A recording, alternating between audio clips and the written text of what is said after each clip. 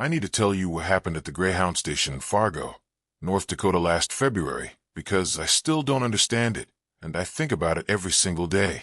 I was traveling from Minneapolis to Seattle, a 30-hour trip I'd made twice before, and I had a 6-hour layover in Fargo that started at 2 in the morning.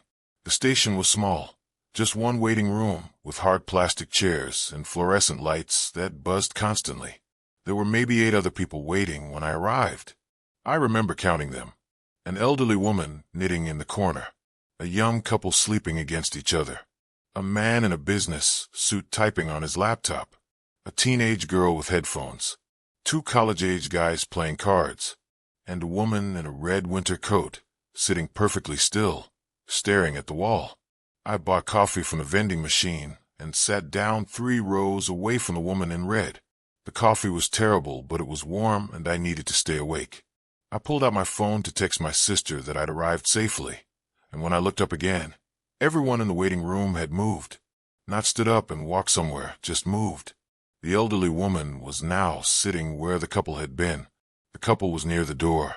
The businessman was standing by the bathroom.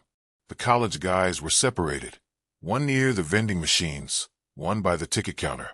The teenage girl was gone entirely, and the woman in the red coat was sitting 1 row closer to me, still staring at the wall. I checked the time on my phone. Only 30 seconds had passed since I'd looked down. I felt uneasy, but I told myself I'd just been more distracted than I thought. I stood up and walked to the bathroom to splash water on my face. When I came back, everyone had moved again. The elderly woman was now sitting in my original seat. The businessman was sitting where she had been. The couple was gone. One of the college guys was asleep in a chair near the door. The other was standing at the window, looking out at the snow. The woman in red was now sitting directly behind where I'd been sitting, facing the opposite direction, still staring. I looked around for the station attendant, but the ticket counter was empty. The clock on the wall said it was 2:47. I'd only been in the bathroom for 3 minutes. I decided to sit somewhere else and moved to a seat near the entrance where I could see the entire room. I kept my eyes up this time, watching everyone carefully. Nobody was moving. The elderly woman was knitting again. The businessman was back on his laptop. The college guy at the window hadn't shifted. The woman in red sat motionless. 5 minutes passed. Then 10. Nothing happened. I started to relax. Then the lights flickered once, and when they came back on, everyone was standing. All of them. Facing me. Not moving, not speaking. Just standing in a loose circle around my chair, all facing my direction. The woman in red was directly in front of me, 3 feet away, still staring, but now staring at me instead of the wall. I stood up quickly and backed toward the door. None of them moved.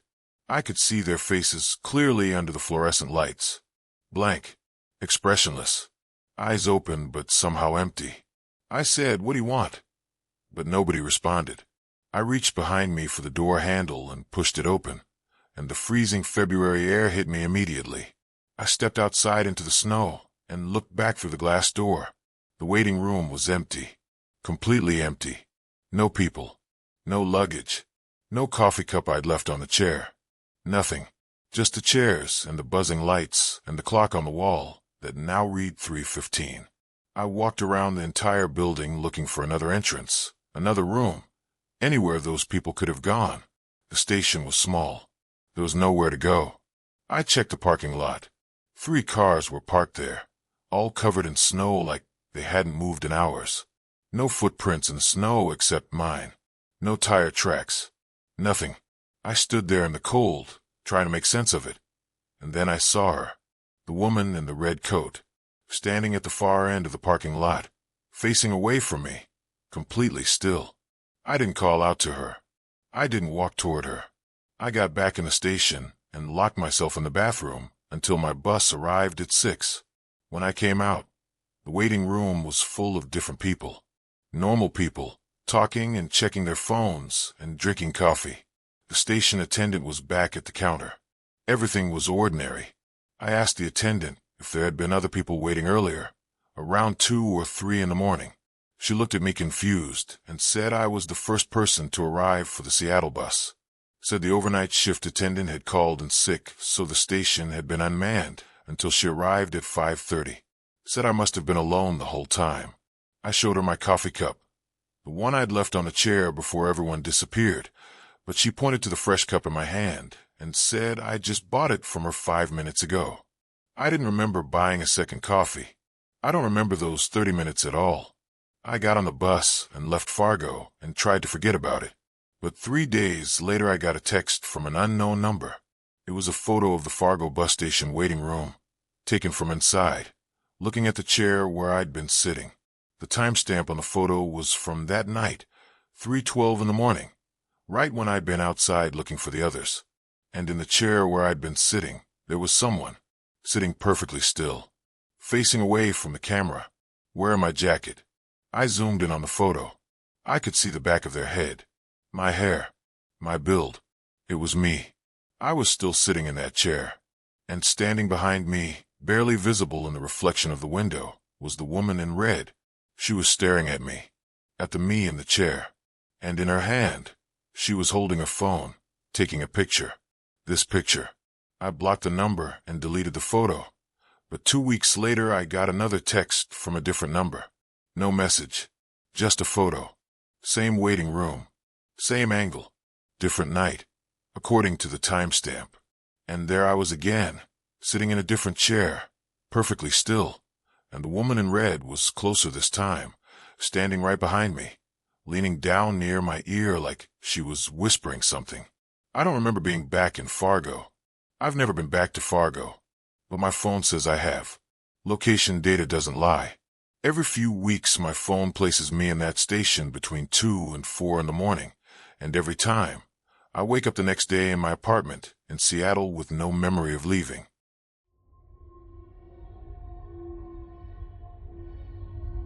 This is Officer Dakota Mills, Badge 7432, Anchorage Police Department, and I'm recording this statement because I don't know who else to tell, and I need someone to know what happened on the Richardson Highway in case I don't make it back. 3 nights ago, I responded to a call about an abandoned vehicle on the highway about 40 miles south of the city. It was 11 at night, 20 degrees below zero, middle of January, no moon. Dispatch said a trucker had spotted a car pulled off on the shoulder with its hazards on but no driver visible. Standard welfare check. I drove out alone because we were short-staffed and it seemed routine. When I arrived, I found a silver Toyota Camry, engine off, doors locked, completely covered in frost. I ran the plates and they came back to Margaretchin, 42, from Seward. I called it in and checked the perimeter. No footprints in the snow leading away from the vehicle. No signs of struggle. The snow around the car was completely undisturbed except for my own boots. I looked in through the windows with my flashlight. The interior was frozen. Ice had formed on the inside of the windshield. There was a purse on the passenger seat. A phone in the cup holder, dead. A travel mug in the driver's side holder, frozen solid. And on the dashboard, written in the frost on the inside of the windshield, were the words still here. I tried the doors, but they were locked. I was about to call for a tow when I heard tapping, soft, rhythmic, coming from inside the trunk. I walked around to the back of the car and put my hand on the trunk lid. The tapping stopped. I called out, asked if anyone was in there. No response. I popped the trunk using the release lever inside the car after breaking the rear passenger window. The trunk opened slowly, and inside was Margaretchin, alive, curled in the fetal position, wearing only a nightgown. Her skin was blue-gray. Her lips were white. Frost had formed on her eyelashes, but she was breathing. I radioed for an ambulance immediately and pulled her out of the trunk, wrapping her in the emergency blanket from my patrol car. She wasn't responsive. Her eyes were open but unfocused. I could see her breath in the air, shallow but steady. The ambulance arrived 18 minutes later, and during that entire time she didn't speak, didn't blink, just stared straight ahead while I held her and tried to keep her warm. The paramedics took her vitals and said her core temperature was 79 degrees, severe hypothermia. They loaded her into the ambulance and rushed her to the hospital. I stayed behind to process the scene and wait for the tow truck. I searched the car thoroughly. Margaret's wallet was in the purse. Credit cards, ID, cash. Her phone was locked, but when I powered it on with my portable charger, the screen showed 23 missed calls from a contact labeled home and 15 text messages asking where she was. The last text was from 8 hours earlier. Her car registration showed she lived in Seward, about 100 miles south. I checked the mileage on her odometer and compared it to the distance from Seward. The math didn't add up. She'd driven almost 400 miles, way past Anchorage and back down again. The gas tank was nearly empty. I found a receipt in the center console from a gas station in Fairbanks, dated 2 days prior, 400 miles north of where I found her. I followed up at the hospital the next morning. Margaret had been treated for hypothermia and was stable, but confused. I sat with her and asked what happened. She said she didn't remember leaving her house. Said the last thing she remembered was going to bed after dinner with her husband. Said she woke up in the trunk of her car with a police officer looking down at her. She had no memory of driving anywhere, no memory of Fairbanks, no memory of how she ended up locked in her own trunk in the middle of the highway. I asked if she'd written a message on the windshield. She looked at me confused and asked what message. I showed her a photo I'd taken of the words "still here." She stared at it for a long time and then started crying. She said that's not her handwriting. Her husband arrived and confirmed she'd been missing for 2 days. Said he woke up and she was gone. Car was gone. No note, no explanation. Said it was completely unlike her. They'd filed a missing person report. I asked him about Fairbanks, if they knew anyone there, if Margaret had any reason to drive there. He said no. They hadn't been to Fairbanks in years. I asked Margaret if she'd stopped anywhere, if she remembered seeing anyone or talking to anyone. She said no, but then she paused and said she did remember something. A dream. She said while she was in the trunk, or maybe before, she wasn't sure. She dreamed she was driving, not controlling the car, just sitting in the driver's seat while someone else drove. She said she could see the highway through the windshield, the snow, the darkness, but her hands weren't on the wheel. She said she tried to move, but couldn't. Tried to scream, but couldn't. Just had to watch while someone else drove her body up and down the state for 2 days. She said in the dream, she could feel someone sitting in the back seat, breathing. She said she could see them in the rearview mirror, sometimes when the highway lights hit, just right. A shape. Watching her. She said right before she woke up in the trunk, the shape leaned forward and whispered in her ear, "I'm still here." I thanked her and left the hospital and drove back to the station, and that's when things got worse. I pulled Margaret's phone records. During the 2 days she was missing, her phone had been actively used. Calls made. Texts sent. All normal conversations. Her husband said he'd received texts from her during those 2 days. Short messages. Running errands, home soon. Stopped for gas. Love you. He thought she was fine, but Margaret has no memory of sending them. I checked the location data on her phone. It had traveled from Seward to Fairbanks to Anchorage and back down the highway, stopping at gas stations, rest stops, even a diner in Wasilla where security footage shows Margaret sitting alone at a booth, eating, looking completely normal. The timestamp says she was there for 40 minutes. She doesn't remember it. I requested the security footage from the gas station in Fairbanks. Watched Margaret pump gas, walk inside, buy coffee and a muffin, chat with the cashier, get back in her car, and drive away. She looked fine. Alert. Normal. The cashier said she seemed friendly. Made small talk about the weather. But Margaret Chun has no memory of any of this. I watched the footage again, closer this time, and I noticed something. Margaret's movements were smooth. Normal. But there was something off about her eyes. They didn't move much. Didn't blink as often as they should. Just stared forward even when she was talking. And when she walked back to her car, I could see her reflection in the store window. For just a second. And in the reflection, there was someone else. Walking behind her. Matching her steps exactly. A shadow that shouldn't have been there in the bright fluorescent light of the gas station. I had the footage analyzed. The text said it was probably a glitch. Artifact from the camera. But I don't think it was. Yesterday, I went back to the spot where I found Margaret's car. The snow had covered most of the evidence, but I wanted to see it again in daylight. I parked in the same spot and walked around the area, looking for anything I might have missed. That's when I found the other car, about 100 yards off the highway, hidden in the trees. Another silver Camry. Same model, same year, covered in snow like it had been there for weeks. I ran the plates. Different owner, different person. But when I looked inside, I saw the same thing. Frost on the inside of the windows, a purse on the passenger seat, a phone in the cup holder, and on the dashboard, written in frost, the same words. Still here. I called it in and searched the area. Found 3 more cars over the next mile. All silver Camrys. All abandoned. All with the same message. I checked the trunks. They were empty, but the locks on all of them had been opened from the inside. I'm filing this report because I think Margaretchen wasn't the first. I think she's part of something bigger. And I think whatever happened to her is still happening. Dispatch just called. Another abandoned vehicle on the Richardson Highway. Silver Camry. Hazards on. No driver. I'm heading out there now. But before I go, I need to say this. This morning I woke up and checked my phone and found a text I don't remember sending. It was sent to my own number from my own number at 3 in the morning. No words. Just a photo. Taken from the back seat of my patrol car. Looking forward through the windshield at the dark highway. And in the driver's seat, barely visible in the darkness, someone is sitting. Wearing my uniform. I can see the back of their head. And in the rearview mirror, I can see their face. It's my face. But the eyes are wrong. If you're listening to this, and I don't come back, check the highway. Check the trees. And if you find my car, don't open the trunk.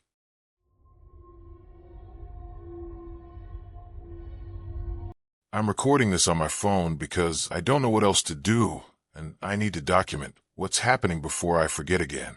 I live in a small town called Elk Ridge in northern Montana, population about 300, and every winter we get completely snowed in for weeks at a time. It's normal. We're prepared for it. But this year something's different. It started in early December when the first big storm hit, and we lost power for 3 days. When the power came back on, people started acting strange. Not everyone. Just a few people at first. My neighbor Carol was the first one I noticed. I saw her through my kitchen window one morning, standing in her backyard in the snow. She was wearing her nightgown, no coat, no shoes, just standing there facing her house. I knocked on the window and waved, but she didn't react. I watched her for 10 minutes, and she didn't move at all. Not an inch. Just stood there in the falling snow, perfectly still. I was about to go outside and check on her when her husband Dan came out and guided her back inside. I texted him later asking if Carol was okay. He said she was fine, just sleepwalking. Said it had been happening since the power outage. Said the doctor told them it was probably stress-related. 2 days later I saw Tom from the grocery store doing the same thing, standing in the middle of Main Street at 6 in the morning, facing the mountains, completely still. His wife came and got him. Then I saw Linda, the librarian, standing in front of the library in the snow. Then Paul, who runs the gas station. Then Margaret, the school teacher.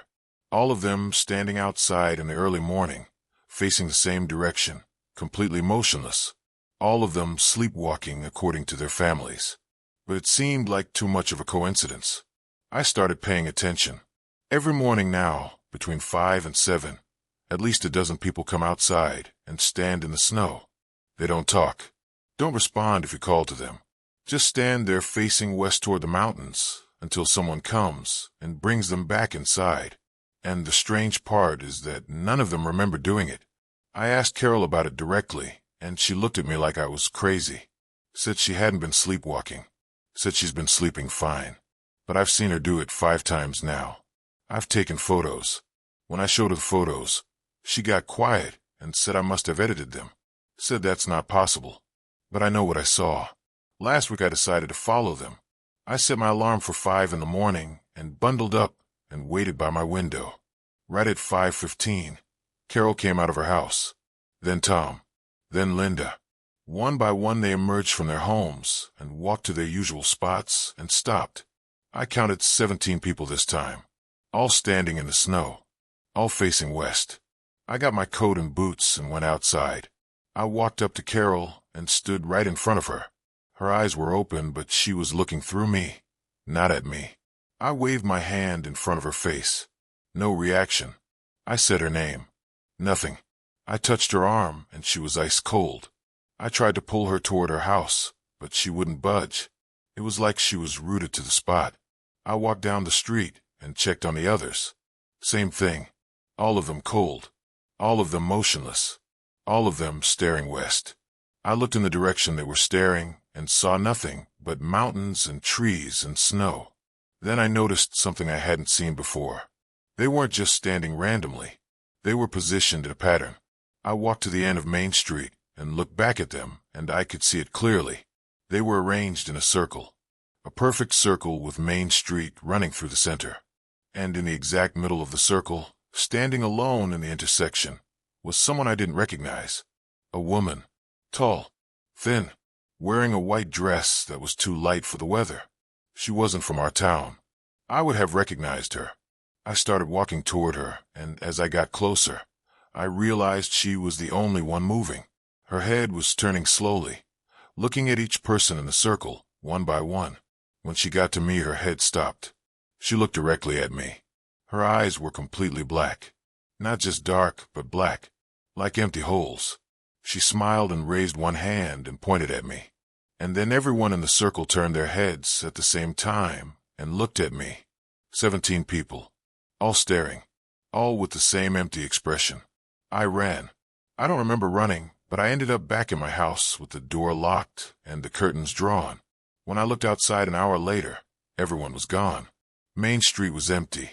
I tried to tell people what I saw, but nobody believed me. They said I must have dreamed it, that I was stressed. That cabin fever was getting to me. But 2 days later it happened again, and this time I recorded it on my phone. I went out at 5 in the morning and filmed everything. The people standing in the circle, the woman in white in the center. And when I played back the video later, none of it was there. The video showed an empty street. Just me walking around talking to nobody, pointing at nothing. But I know what I saw. I know they were there. Yesterday I found a note in my mailbox. No envelope. Just a folded piece of paper. It said, "You're next. Tomorrow morning." I didn't sleep last night. I stayed awake with all the lights on, watching the clock. At 5:15 I felt it. A pull. Like something was calling me. I wanted to go outside. Needed to go outside. I stood up and walked to the door and put my hand on the handle, and something in my head screamed at me to stop. I fought it. Locked myself in the bathroom. Sat in the tub with my arms wrapped around my knees. The pull got stronger. I could hear my front door opening. I could hear footsteps in my house. I could hear breathing outside the bathroom door. And then I heard her voice. The woman in white. She said, "It's your turn, Veronica. Come outside. Take your place in circle. We're almost complete." I didn't answer. I held my breath and waited. After a while, the footsteps left. The front door closed. The sun came up. I checked outside and saw the circle again. 18 people now. And standing in Carol's spot was someone new. Someone I didn't recognize. I looked closer and realized I did recognize them. It was Carol, but wrong. Taller. Thinner. Wearing a white dress. Her face was pale and her eyes were black, and she was smiling the same smile the woman in white had smiled at me. I looked at the other people in the circle. Looked at their faces. Some of them weren't the originals anymore. Some of them had changed. Tom was taller now. Linda was thinner. Paul's face was different. They were being replaced. Slowly. One by one.